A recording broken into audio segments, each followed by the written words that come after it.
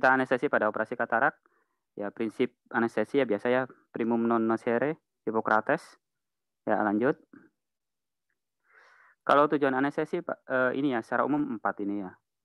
Ya mungkin kuliah sedikit ya. Anestesi pada mata, kemudian paralisis dari otot-otot extraoculi, paralisis orbicularis oculi. Ini tujuannya biar nervus tujuhnya ya. Jadi mengurangi kedipan dari pasien dan blok visus pasien. Jadi kalau kita blok nervus 2 itu efeknya pasien tidak terlalu silau terhadap cahaya. Next. Tipe anestesi ya, udah tahu mungkin ya. General dan lokal. Kalau lokal ada surface ini topikal, intrakameral. Kalau regional ini blok ya, retro, peripulbar, kemudian facial dan subtenon. Nanti saya fokus ke subtenon ya. Oke, next. Retropulbar anestesi ya, mungkin ini yang paling sulit ya, tapi mungkin yang paling tua juga. Diperkenalkan oleh Knapp tahun 1884. Efek anestesinya mencakup semuanya ya, kornea, uvea, konjungtiva. Efek akinesianya juga dapat. Blok nervus 2, 3, dan 6. Juga nervus 4 yang diduga dari difusinya. Kemudian kalau tekniknya mungkin sudah pernah ada yang nyoba atau belum mungkin ya ini ya. Retropulbar space ya, volumenya sedikit tidak sebanyak peripulbar, cuman sekitar 2-3 mili, cuman dia lebih sulit karena jarumnya lebih panjang, harus masuk ke intrakonal ya. Oke, next kan. Nah, ini ya retropulbar block ya. Lihat itu jarumnya sampai ke intrakonal ya. Karena dia sampai sedalam itu, komplikasinya juga banyak ya.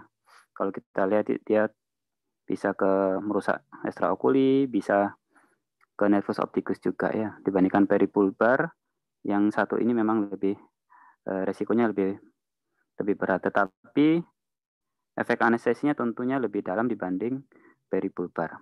Next.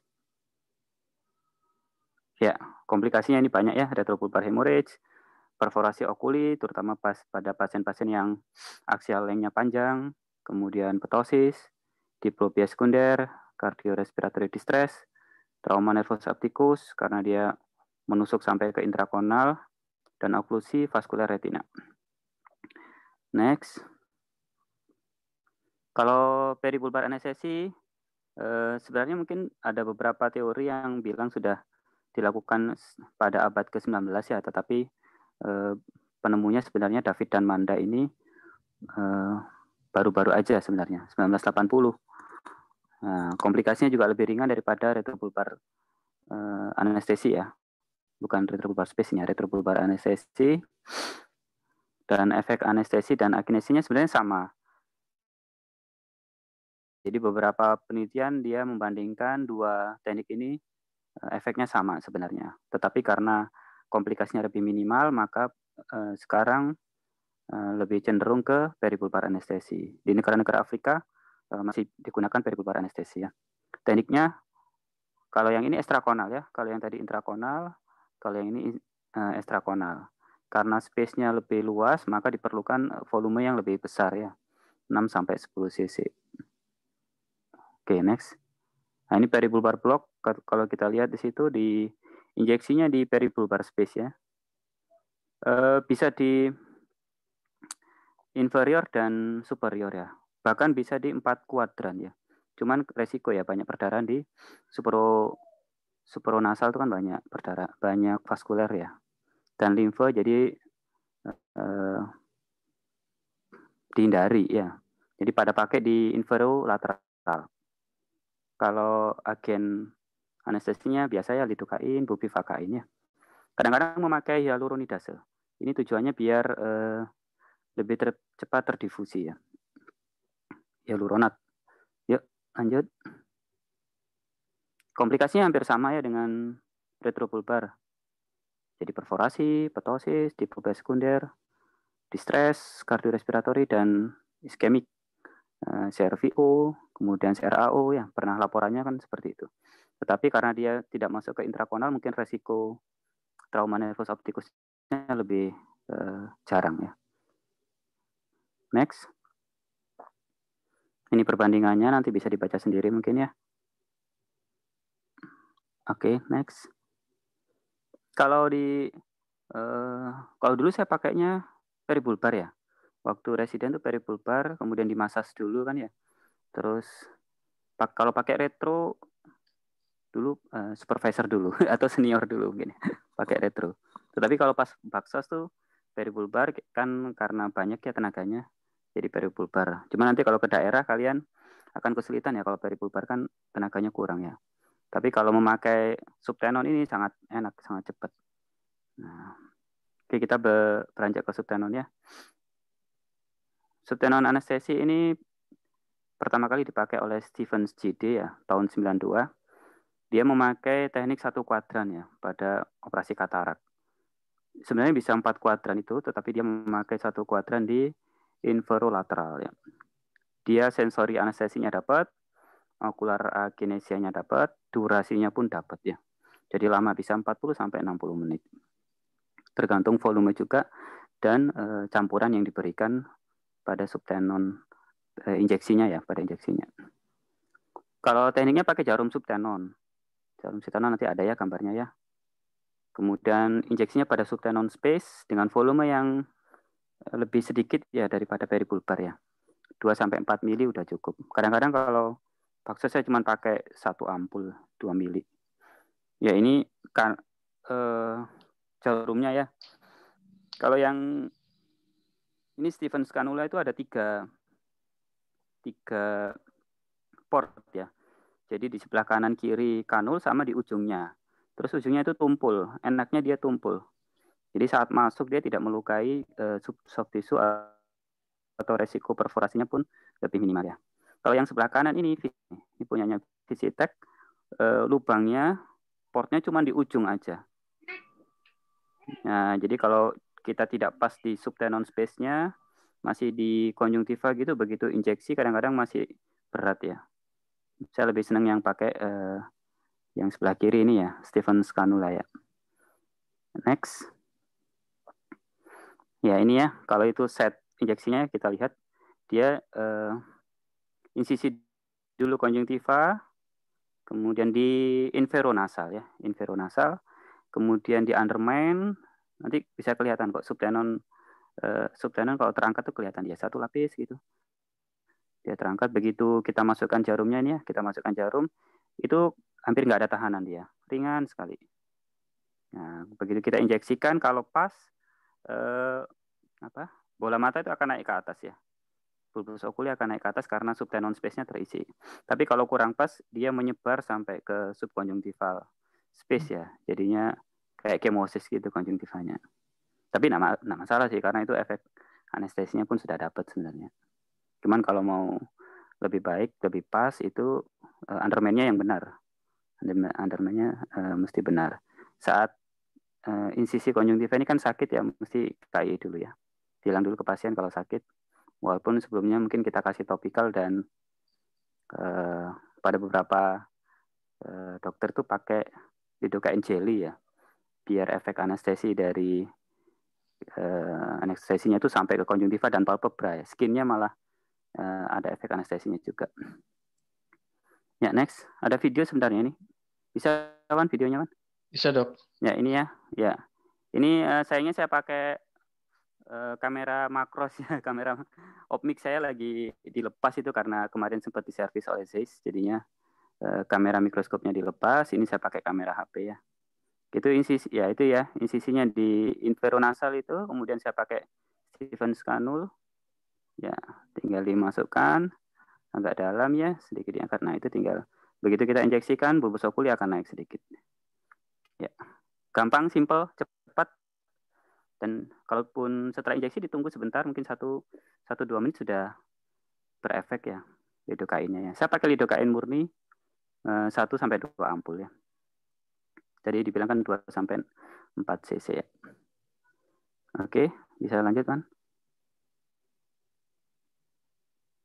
Oke, nah ini komplikasinya yang pernah dilaporkan kalau pain wajar ya, pain, kemosis, subconjunctival hemorrhage. Kemudian kalau mayornya perforasi bulbus oculi bisa kalau kita menggunakan jarum yang tidak tumpul ya, seperti Visitek itu. Tapi ya sulit juga ya, karena dia bukan jarum yang tajam seperti peribubar dan retro ya. Kemudian retinal iskemia pernah dilaporkan, disfungsi otot ekstraokuli, dan brainstem anestesia. Ini ada 2 kasus laporan brainstem anestesia ini karena kena subarachnoid space. Oke, next. Nah, sekarang subkonjungtiva ya. Mungkin sudah semuanya udah pakai ya subkonjungtiva ya. Anestesianya dapat, tapi akinesianya sulit ya. Akinesianya nggak dapat, paralisisnya juga nggak dapat, blok vision pasien juga nggak dapat ya. Kelemahannya di situ di konjungtiva.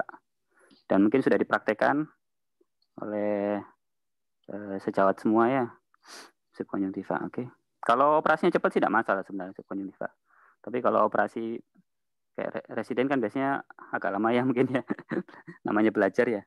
Nah, kalau subkonjungtiva itu kan durasinya lebih singkat ya. Kemudian ini yang topikal ya dan intrakameral ya. Nah, kalau topikal ini pada VECO ya. Nah, kalau SIG jangan sih. Tapi tidak apa-apa untuk informasi aja. Kalau topikal, ini yang paling sering dipakai. Kalau kita ya tetap aja pantokain tuh ya, pantokain. Itu isinya apa ya? Propakain atau apa? Pantokain, propakain itu isinya yang 2% sama 0,5%. Kalau saya lebih senangnya 0,5% karena dia efek toksik epitel dan endotelnya epitelnya lebih minimal ya. Oke, lanjut. Ya, ini keuntungan dan kerugiannya pakai topical anestesi. Kalau kerugiannya akinesinya tentunya tidak dapat ya. Kemudian efektivitasnya dibanding subtenon block jauh. Kalau untuk pemula, ini VECO ya, kita bicara VECO ya. Ya tidak disarankan. Pemula itu bahkan di negara-negara Eropa, Amerika itu pakai subtenon ya untuk VECO emulsifikasi. Kemudian epithelial toxicity dan surface keratopati ya. Kalau endotel tuh biasanya ini ya, yang intrakameral ya. Ya, next. Nah, intrakameral ini kita pakai lidocaine 1% ya. Jadi lidocaine yang preservative free itu ya, bebas tanpa pengawet itu, yang ampulan itu diencerkan 1:1. Nah, kemudian diinjeksikan sekitar 0,1 sampai 0,5 ya. Nah, kalau terlalu banyak ini endotel toksik ya, jadi edim langsung endotelnya. Ini kalau pas mau VECO akan mempersulit kita ya, visualisasi agak terganggu ya. Sebenarnya dia off label ya, kalau menurut FDA dia off label.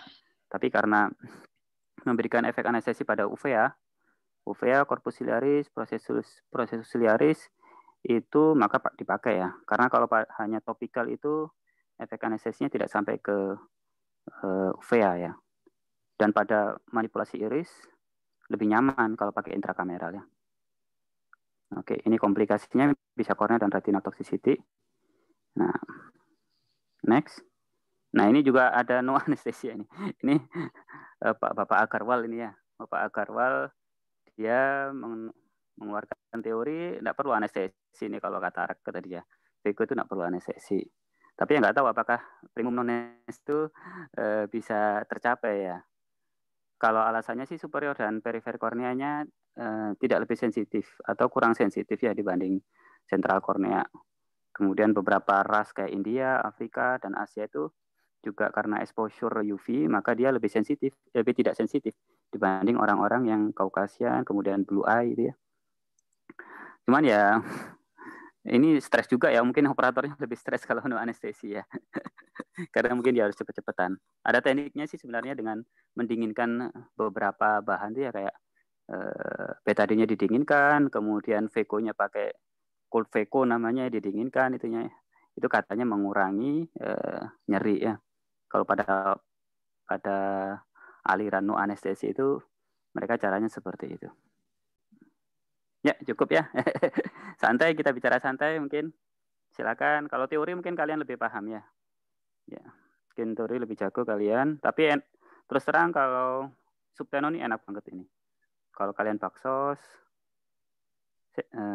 bisa dipraktekkan ya. Ditunggu 1 sampai 1 menit itu sudah bisa dia. Tapi kalau mau di sana harus izin dulu mungkin ya, mempraktekkan subtenon anestesi ya di bagian ya. Mungkin subtenon ini lebih banyak digunakan di Bangil ini. Ini kayaknya sepertinya Dokter Tutu ada hadir malam ini, Dok. Mungkin perlu Tutu hadir ya? tambahan, Itu Dokter mungkin Tutu. bisa ngasih masukan. Dokter Tutu, silakan Dokter Tutu. Ya, terima kasih Dokter Malik, Irwan. Ini Sambil saya kayaknya. sambil ke persiapan badminton ini. Oh, siap, Dok. Badminton. Untuk teman-teman residen ya, memang saran saya itu subtenon. Kalau misalnya sebenarnya yang lebih long juga peribulbar atau retrobulbar. Tapi peribulbar atau retrobulbar itu kan relatif lebih invasif ya. Dan saya untuk kalau peri apalagi kan ya, sehingga kalau betul apa kata Dokter Malik tadi, subtenon itu tidak terlalu invasif seperti peri maupun retro, tapi efek anestesinya itu lebih lama daripada subkonjungtiva. Bagi teman-teman yang pemula yang subkonjungtiva sebaiknya subtenon. Kalau tidak izinkan ya peribulbar kalau saran saya, karena kalau durasi panjang itu merepotkan bagi pasien. Nanti kalau sudah kesakitan itu baik yang dioperasi maupun operator ikut kesakitan itu kalau sudah pasiennya kesakitan itu. Repot semua cemas nanti. Ya? Iya, ikut cemas semua. Jadi, kalau subtenon itu kalau Malik mungkin biasa di intranasal, sebenarnya 4 kuadran itu bisa. Cuman memang itu saya baca di jurnal tahun 2011. Nah, cuman perkembangan berikutnya saya enggak tahu, enggak ngikuti lagi. Subtenon itu mana yang lebih efektif lokasinya. Kalau saya biasa di supratemporal. Supranasal maksudnya, supranasal. Tapi waktu itu ya semua kuadran sih sama efektifnya katanya di jurnal begitu. Gitu saya kira itu. Kalau videonya putus-putus tadi kayaknya Malik ya videonya, jadi yang bisa diikuti sama teman. Tapi teman-teman bisa lihat di YouTube banyak kok subtenon itu. Mungkin mohon izin ke supervisor untuk subtenon ya nggak apa-apa saya kira ya. Iya, izin dulu. Jangan langsung nggak ngomong ya. Kalau nggak ngomong nanti dari mana kamu belajarnya ini ya. Izin dulu. Ilmu setan, ilmu sesat. Tapi monggo dilanjut Malik sama Irwan. Iya ya. Terima kasih Dokter Tutu ya. Terima kasih Dokter. Sebenarnya singkat ya subtenon. Ya silakan ya, ada yang bertanya. Prosesnya itu singkat ya. Mungkin 1-2 pasien sudah bisa. 1-2 pasien grogi gitu ya. Nanti pasien ketiga dan selanjutnya sudah enak ya. Tinggal tahu ini aja. Oh ini subtenon sudah terangkat nih. Waktu remen dia. Gampang. Insya Allah gampang. Silakan Dokter Katie. Terima kasih Dokter Irwan, Dokter Malik. Mohon izin bertanya, Dokter. Untuk subtenon anestesi ini kan kanulnya masuk ya, Dok ya. Apakah ada batasan seberapa dalam atau apakah ada feeling yang bisa kita misalnya pas masuk kena ini sudah cukup gitu, Dok? Mungkin itu pertanyaan saya, Dokter. Terima kasih. Nah, ini sampai ujungnya ya nggak apa-apa ya. Kalau yang Stevenson ini enak dia. Kan dia melengkung ya, jadi kayak mengikuti bulbus oculi gitu. Tapi kalau yang Visitek ini harus sedikit diangkat dia. Jadi sudah begitu masuk agak dalam, agak diangkat seperti seolah-olah mendorong ke bagian ke medial ya. Kalau inferonasal, jadi sudah didorong ke dalam, kemudian diangkat sedikit diarahkan ke arah medial. Tapi kalau yang Stevenson kanul ini gampang, sampai ujung itu sampai ya kira-kira 7/8 dari kanulnya itu sudah begitu diinjeksikan pasti udah masuk ke subtenon space dia. Dan kalau tahu ini berhasil atau tidak ya itu ya, bulbus oculinya dilihat ya, dia akan terangkat ke atas. Tapi kalau spreadingnya masih di subkonjungtiva, kemosis ya konjungtivanya. Tapi ya nggak apa-apa, jadinya kan efeknya kayak subkonjungtiva ya, nggak masalah ya. Pasien justru lirik ke atas lebih enak lagi. Lirik ke atas kan space kita untuk melihat area inferonasalnya lebih luas ya. Mungkin itu ya, Dokter siapa tadi ya? Katie, Dok. Katie, dokter. Dokter Katie ya. Terima kasih, dokter. Terima kasih, Iya, dokter. sama-sama. Ya, selanjutnya mungkin kami Assalamualaikum warahmatullahi wabarakatuh. Terima kasih Dokter Iwan dan Dokter Malik. Izin Ya, bertanya, Waalaikumsalam. untuk yang subtenon anestesi ini jarumnya apakah bisa digunakan yang jarum tajam? Kalau bisa mungkin ukurannya berapa? Terima kasih. Jarum tajam ngeri ya. Yang kalau bisa sih jarum tajam tapi dilengkungkan dulu ya. Jarum yang 3 cc itu berapa gauge itu ya? 23 mungkin ya. Nah, itu dilengkungkan tapi ya. Tapi ya ngeri juga ya kalau tujuannya subtenon ini kan menghindari perforasi dari bulbus oculi ya. Jadi kalau pakai jarum yang tajam malah resikonya lebih. Jadi kalau pakai yang tajam malah lebih resiko perforasi dibanding peribulbar ataupun retro ya. Jadi gitu ya. Jadi karena dia kan sudah dekat ke bulbus oculinya ya. Oke, makasih dokter. Jadi sebaiknya memang sebaiknya pakai jarum subtenon yang tumpul. Kalau yang Stephen itu kan memang agak mahal ya. Tapi biasanya sih ada sih kalau dari India. Mungkin The Chris tuh coba tanya. Subtenon yang Stevenson Kanul itu yang India. Kalau yang Visitech itu Amerika ya. Kalau saya ini belinya di apa itu Tufel ya, Tufel. Enak dia. Baik dokter, terima kasih. Iya. Saya mau share ini dok. Mungkin ada video saya waktu di Bangil dok. Yang subtenon. Oh iya, silakan. Nah itu ya Underman ya. Kurang ke bawah itu ya. Jadi kalau bisa pasien kalau mau supranasal kan berarti lirik ke bawah ya. Tapi kan tidak bisa di Duranto. Kalau di meja operasi itu kan kita posisinya superior ya. Superior, kalau cis kan superior. Nah paling enak memang inferonasal ya. Nah ini kan jarum subtenon ini, punyanya Irwan ini. Ya lebih enak sih dok pakai ini kan. Durasinya lebih lama, jadi pasien tenang, lebih lama. Operator juga tenang kan. Kalau mau inferonasal, pasien suruh lirik ke atas, biar space-nya itu lebih luas ya. Terus kalau bisa sejauh mungkin dari limbus, agak lebih jauh gitu ya, ke arah benar-benar ke arah inferonasal itu. Lebih dapat nanti subtenon space-nya. Enak kok, udah coba aja latihan. Baksos terutama ya, kalau ada baksos.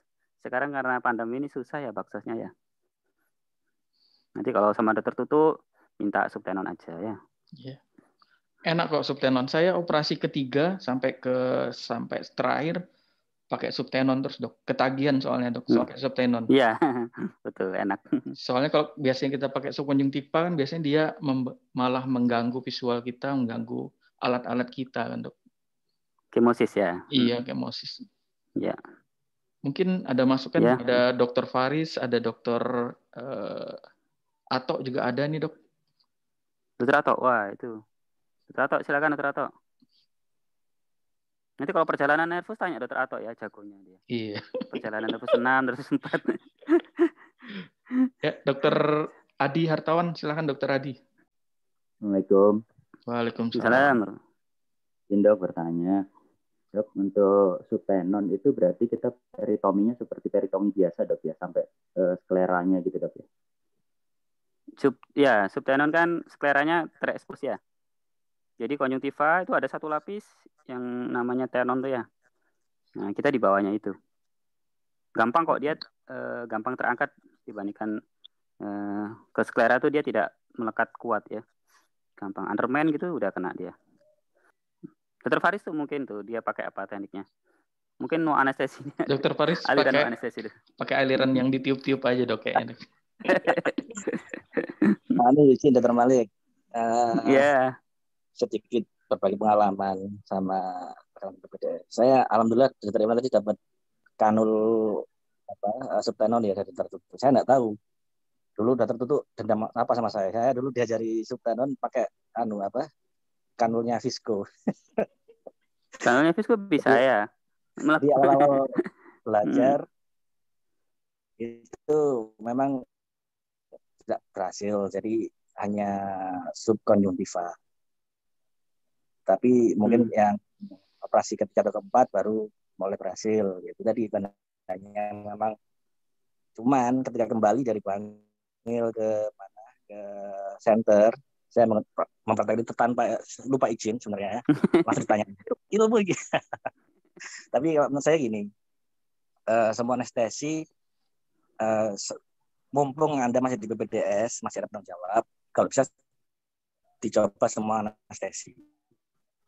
Nantinya akan kembali ke Anda semua. Anda lebih nyaman mana itu terserah Anda nantinya. Tapi ketika Anda masih ada istilahnya yang tanggung jawab bukan Anda, silakan dicoba semuanya karena itu sangat-sangat membantu nantinya ketika Anda praktek sendiri, Anda bisa switch anestesi atau melihat pasiennya yang bagaimana, Anda bisa mempraktekkan atau memilih anestesi yang ada. Mungkin itu dari saya mungkin. Dr. Malik, Dr. Irwan. Terima kasih Dr. Faris.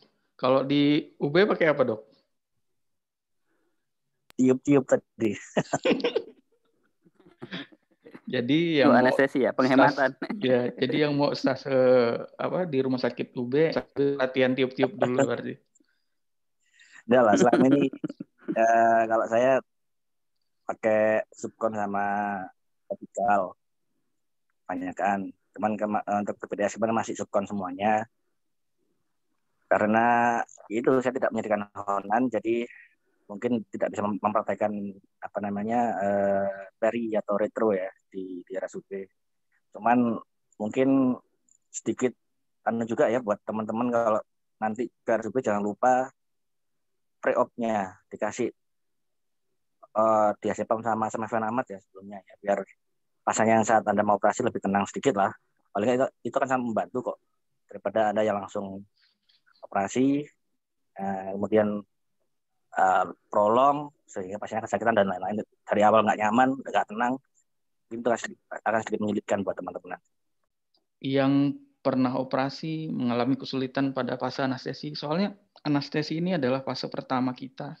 Jika anestesi kita gagal, maka akan mengganggu proses berikutnya, terutama kalau kita gugup terus pasiennya kesakitan, ya akhirnya mempengaruhi langkah kita ke depannya. Tambahan sedikit, Wan. Silakan, Dok. Satu lagi buat teman-teman PDS, kalau anestesi subkonjungtiva, kalau memang saat Anda tidak terlalu banyak memberi, misalnya ketika Anda subkonjungtiva dari superior ya, itu biasanya kan saya lihat cuma sampai ke temporal 180 derajat lah kira-kira ya, untuk terjadi kemosisnya itu loh. Kemudian kan diratakan pakai hook spatel atau lain-lain, garis dan lain-lain. Nah, kalau sudah operasi berjalan agak lama, jangan dipegang yang tidak kena anestesinya. Ada yang inferior jangan dipegang pakai pinset, karena pasti akan kesakitan. Jadi area Anda yang pegang adalah yang sudah terkena anestesi itu. Ini sering yang dilupakan. Jadi mungkin pas tengah-tengah mau ambil lensanya atau apa itu yang dipegang konjungtiva yang bawah. Memang mungkin ada beberapa memang yang sudah anestesinya masih jalan di seluruh bola mata, tapi seringnya pasien akan menjadi kesakitan. Jadi kalau memang mau yang inferior juga kena, ya banyaknya anestesinya ratakan ke seluruh bulbusnya, ke seluruh seluruh kuadran. Ini kalau yang subkon. Assalamualaikum warahmatullahi wabarakatuh. Waalaikumsalam warahmatullahi wabarakatuh. Salam Dr. Malik, Dr. Faris dan semuanya. Dr. Tutu. Asisten B, Dr. Salam. Ya, ini cuma saya menambahkan sedikit aja ya. Cuma mungkin apa yang dikatakan Dr. Faris tadi benar ya. Ya, jadi waktu belajar, waktu PPDS, saya kira semua metode anestesi itu dicoba semua ya. Ya memang masing-masing ada keuntungan dan kelebihannya ya. Untuk subtenon tuh saya kira mungkin memang paling bagus lah secara tidak mengganggu visualisasi kita ya. Kalau pada subkonjungtiva ya memang secara keuntungannya dari bahan anestesinya juga sedikit, paling setengah cc ya. Saya kira setengah cc sudah cukup. Tapi ya itu tadi kerugiannya adalah kemosis. Ya, tapi tidak ada efek akinesia. Jadi semuanya dicoba. Terus mungkin juga tergantung dari umur juga ya. Umur pasien, ya kondisi pasiennya, ada enggak kelainan sistemik dan lain-lain. Apakah ada demensia? Apakah ada komunikasinya sulit? Ya, juga harus diperhatikan seperti itu. Ya, dicoba semua. Saya kira itu aja. Terima kasih. Ya, terima kasih Dokter Ato. Dokter Malik, untuk Ya. apakah jenis dari anestesi ini ada pilihan pada pasien-pasien tertentu atau dipukul rata ya dok? Pilihan Ya anestesi. intinya kalau subtenon pasiennya bisa diajak komunikasi ya. Kalau ada gangguan pendengaran, kemudian gangguan pendengaran kalau masih bisa kooperatif masih bisa ya. Tapi kalau dia tidak bisa memahami perintah, misalkan dia lirik ke atas tidak bisa, tidak paham, kalian kesulitan untuk antar bermain, jadi ya mungkin pakai teknik yang lain. Intinya dia untuk komunikasi bisa nyambung. Kalau bisa nyambung, subtenon bisa dijalankan. Kalau nggak nyambung ya mending lebih baik general anestesi aja ya. Itu tadi ada Dokter Sandy yang chat di WA, mungkin izin Dokter Sandy bisa tidak pakai subtenon di bagian. Kalau di UI itu subtenon ya, UI, Pajajaran, Manado itu subtenon ya. Iya, kalau Jogja saya nggak tahu ya, Jogja. Nah itu pada subtenon rata-rata memang. Jadi kalau untuk pemula yang paling aman sih menurut saya subtenon ya dibandingkan peripulbar ataupun retro ya. Tapi kalau mau nyoba oke. Saya waktu itu supervisi retro sama Dokter Ani waktu itu ya. Bakso saya izin Dokter Ani retro pulper, Dokter Ani yang melihat sama Dokter Sony waktu itu. Saya coba retro pulper ya. Mengandalkan maksudnya dikomunikasikan dengan pembimbing bagaimana untuk subtenon bisa tidak dilaksanakan ya. Kalau jarumnya murah gitu jarumnya. Iya. Di Coba Dekris tanya ada Dekris jarum subtenon. Kalau kondisi kedalaman mata pasien dok, kan ada pasien yang kayak orang-orang dari timur kan dok, dia agak cekung gitu ya? Cekung. Cekung itu kan biasanya kalau superiornya malah susah ya, malah enak infronasal. Ya. Subtenon itu kan sebenarnya bisa 4 kuadran ya. Tapi kalau saya baca memang yang paling safe itu di infronasal. Dia menjauhi kayak vaskuler, menjauhi limfe. Nah, makanya pada pakai infronasal. Tapi kalau yang kayak mata cekung malah lebih enak lagi infronasal. Supernasal malah sulit ya. Ada teman-teman ada yang mau ada yang tanya lagi? Kalau apa? Kalau ini saran saya ya, kalau belajar operasi itu kayak misalkan pakai pisau nih, cari pisau yang agak bagus ya. Biasanya pisau yang di bagian apa ya? Saya lupa dulu kan India kalau saya ya. India, tapi saya pakai pisau bagus itu waktu di Mataram ya. Di Mataram pakai kai ya kan. Kalau penggunaan pisau itu penting ya. Pemula itu malah pisaunya sebaiknya yang bagus. Kalau kalian sudah pakar malah kalau udah mahir ya justru malah pisau yang biasa itu malah tahu apa celahnya. Kayak kapsulotomi itu pakai sodium aja nak. Justru kalau belajar tuh pakai itu. Kalau pakai HPMC stres ya, keluar terus itu ya. Iya. Ya. Jadi kalau ahli baru pakai HPMC ya. Untuk kapsulotomi itu lebih baik pakai sodium. Enak ya untuk misalnya untuk pemula itu malah lebih enak. Anestesi juga gitu, pilih yang enak aja. Kalau yang retro ya boleh, tapi supervisi ya, enggak supervisi. Bisa nggak dok? Ini dok, kombinasi 2 macam anestesi dok. Misalnya kan subkon, ternyata operasinya lama, pasiennya gelisah, perlu bisa ditambahkan dengan yang idealnya apa dok? Oh, saya pernah seperti itu. Jadi saya sudah konjungtiva karena saya berpikir ini pendek nih operasinya. Ternyata ada masalah, saya tambah subtenon. Enggak masalah itu ya. Langsung karena bisa durasi aja, ya durasi subkonjungtiva kan pendeknya. Pendek terus misalkan di tengah di underman gimana? Enggak, saya pakai salah satu kuadran. Jadi bukan di superior. Mau izin dokter, satu lagi ya dok. Ya, silakan. Ya, silakan. Ini sebenarnya kanul hidro dok, itu lubangnya cuma 1, tapi depannya enggak tajam. Terus sudutnya itu agak menyiku, bisa juga digunakan untuk subtenon ya dok? Oh, hidro yang pipih bisa, ya ujung kalau jarumnya. Underman-nya sempurna bisa. Iya. Kalau yang itu Underman-nya harus sempurna ya, enak ya. Kan kalau nggak sempurna itu dorongnya jadi susah ya, malah melengkung dia. Jadi malah kan ketahan jaringan ya. Tapi kalau Underman-nya sempurna malah enak, dia langsung masuk ke subtenon space. Tapi kalau yang gede kayak yang tadi itu kayak Visitek maupun Stevenson itu dia bisa mendorong. Kalau misalkan kita tidak terlalu sempurna Underman-nya, bisa didorong itu pakai. Kalau jarum hidrodiseksi yang pipih itu, Baik, tapi dokter, dia terima kasih. injeksinya kan kita pakai, ya, cuman injeksinya jadi agak berat ya, karena kan dia kecil ya. Dorongnya agak berat. Ya, ujungnya kecil, tipis gitu dok ujungnya. Iya. Sementara kan kita pakai 2-4 cc ya, 2 ampul ya. Itu kalau mau dorong itu kan berarti kita pakai speed yang 5 cc ya. Kalau 2 ampul kan speed 5 cc berarti dorongnya lebih berat. Ya. Tapi ya bisa aja sih, bisa aja. Dokter Malik, untuk Underman itu seberapa dalam dok?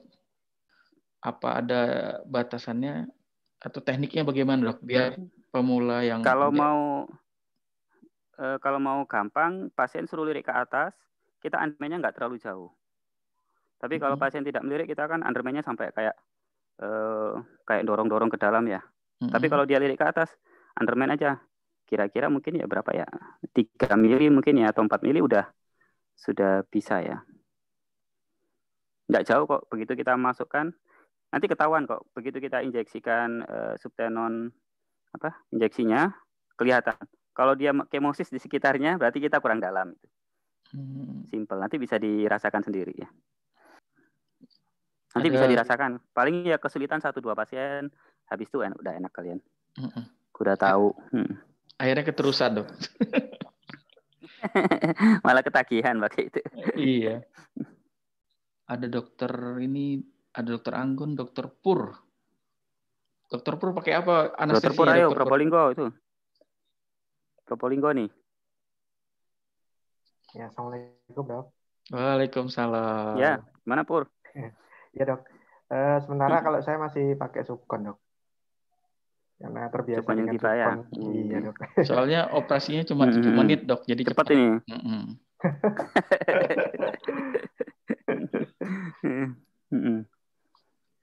Subkonjungtiva boleh, Veko boleh ya pemula ya.